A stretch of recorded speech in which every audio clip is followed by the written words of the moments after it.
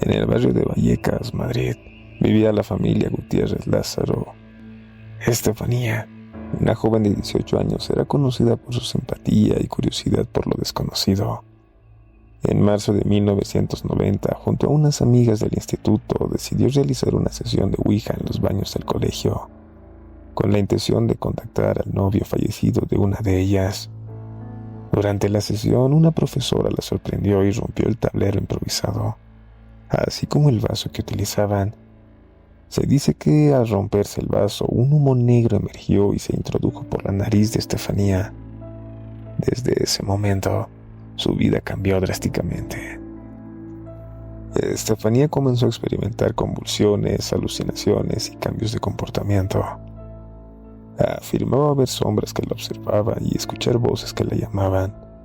Su salud se deterioró rápidamente y a pesar de las múltiples visitas a médicos y especialistas, no se encontró una explicación médica a sus síntomas. El 14 de agosto de 1991, falleció Estefanía en circunstancias misteriosas.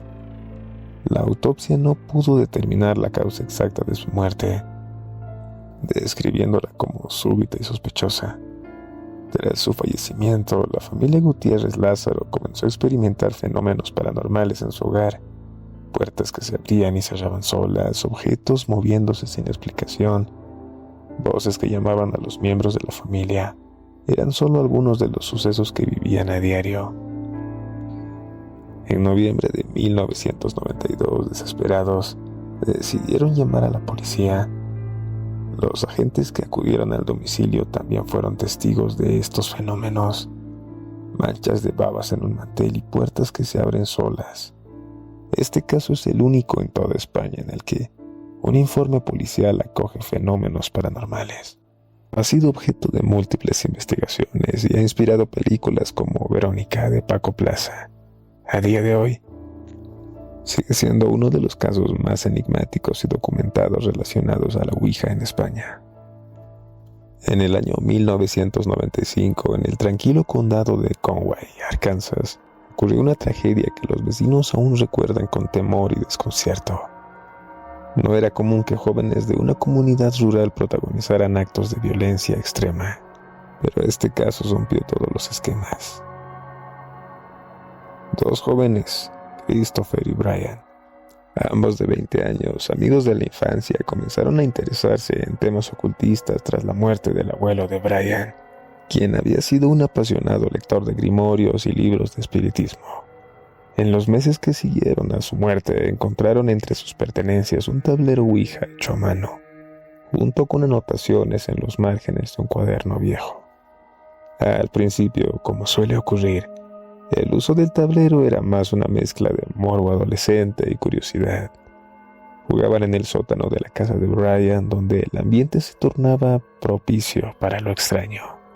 Humedad, poca luz y una temperatura que siempre parecía más baja que lo normal.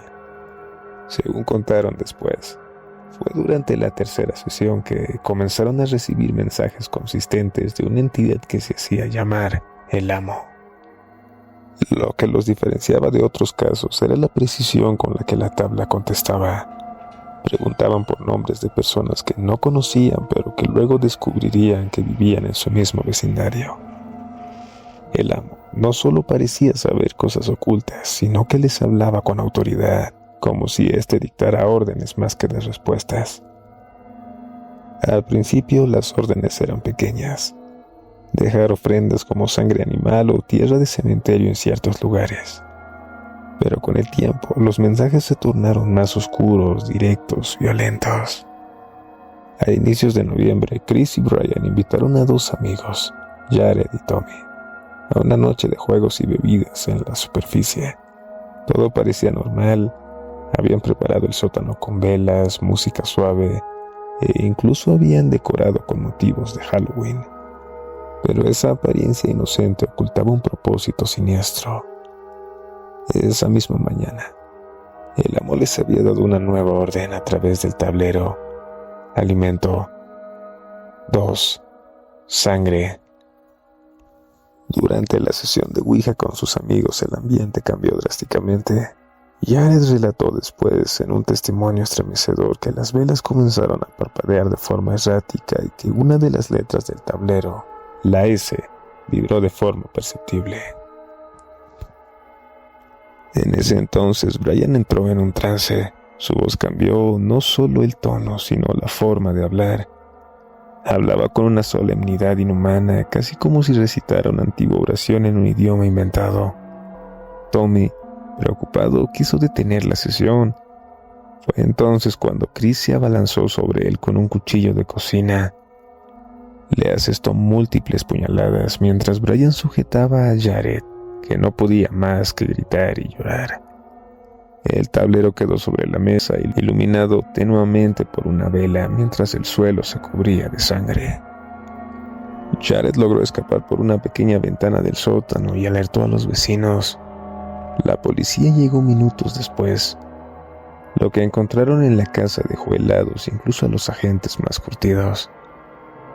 No solo el cuerpo de Tommy estaba encima de un círculo con símbolos dibujados con su sangre, sino que había restos de velas negras, huesos animales y un símbolo tallado en la pared con la palabra Summa Veneratio Domino, una mezcla burda de latín que se traduce como máxima veneración al Señor o al amo.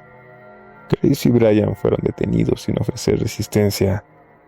En los interrogatorios explicaron con calma que todo había sido por orden del amo, que ellos eran sus siervos y que la sangre era la única forma de complacerlo. Los psiquiatras que los evaluaron quedaron perplejos. Ninguno de los dos tenía antecedentes de enfermedades mentales. Ambos presentaban niveles elevados de sugestión, pero lo que inquietaba era la sincronía entre los relatos. Detalles que coincidían al milímetro sin haber podido comunicarse entre sí. La comunidad de Conway quedó marcada por este evento. Durante años, las familias prohibieron hablar de la Ouija. Las ventas de tableros disminuyeron considerablemente y se organizaron vigilias comunitarias en memoria de Tommy. Pero lo más inquietante es que, según Jared, quien tras años de silencio dio en una entrevista a un medio local en 2024, diciendo que la voz del amo no se fue del todo, que todavía lo escucha en sueños, y a veces al pasar por la vieja casa de Brian el aire se enfría aún. Colin Robert, un adolescente británico de 15 años, era descrito como un joven inteligente, pragmático, sin antecedentes de enfermedades mentales. Sin embargo, su creciente fascinación por la Ouija lo llevó a practicarla en solitario, coincidiendo con un cambio drástico de comportamiento, volviéndose retraído y solitario. En una ocasión, Colin sorprendió a sus amigos al afirmar que había hecho un pacto con el diablo, diciendo que debía irse a una fiesta. Poco después, fue encontrado colgado de un árbol junto a una iglesia en Belfast. Lo más perturbador es que un mes después de su muerte encontraron sacrificados 2 machos cabríos en el mismo lugar, lo que alimentó teorías sobre rituales satánicos relacionados con su fallecimiento. Además, Colin dejó una nota en la que mencionaba que el espectro con el que contactaba le ordenó quitarse la vida en ese lugar. Este caso ha sido objeto de discusión entre expertos y religiosos. El caso de la casa de Cañitas, ubicado en la calle Cañitas número 51 en la colonia Popotla de la Ciudad de México, uno de los relatos paranormales más impactantes y controvertidos en la historia reciente de México. La historia fue popularizada por Carlos Trejo en su libro Cañitas, publicado en 2003, donde narra una serie de eventos sobrenaturales que, según él, ocurrieron en su propia casa en 1982, cuando un grupo de amigos, incluyendo a su hermana Norma, su novia Sofía y otros conocidos, decidieron jugar la Ouija en su casa con la intención de contactar al espíritu del exnovio fallecido de Norma. Durante la sesión afirman haber contactado a un ente que se identificó como un monje, lo que desató una serie de fenómenos paranormales en la vivienda. Los eventos descritos incluyen cambios bruscos de temperatura, objetos moviéndose por sí mismos, apariciones espectrales y ataques físicos a los habitantes de la casa. En una ocasión, Norma afirmó haber sido perseguida por una figura sombría con manos mórbidas y uñas largas mientras se dirigía al baño durante la noche. Además, varios miembros de la familia despertaban con rasguños en sus cuerpos sin explicación. Trejo sostiene que estos fenómenos llevaron a la muerte de varias personas relacionadas con los eventos. Emanuel, novio de Norma, murió en un accidente automovilístico. Jorge, amigo de Carlos, falleció tras ser herido por un parabrisas en otro accidente. Fernando, otro amigo, murió por una bala perdida en un bar.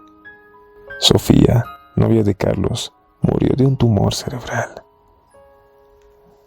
Trejo afirma que 14 personas vinculadas al caso perdieron la vida en circunstancias extrañas. El caso Cañita sigue siendo un tema de debate y representando uno de los relatos paranormales más conocidos en México. Todo empezó en un pequeño pueblo de Inglaterra donde dos jóvenes, David McCallum y su amigo Michael, tenían una extraña costumbre de jugar la Ouija con mucha frecuencia. Para ellos, aquello no era solo un juego, sino una manera de conectarse con fuerzas que iban más allá de la comprensión humana. Sin embargo, nunca imaginaron que esas sesiones les traerían consecuencias tan terribles.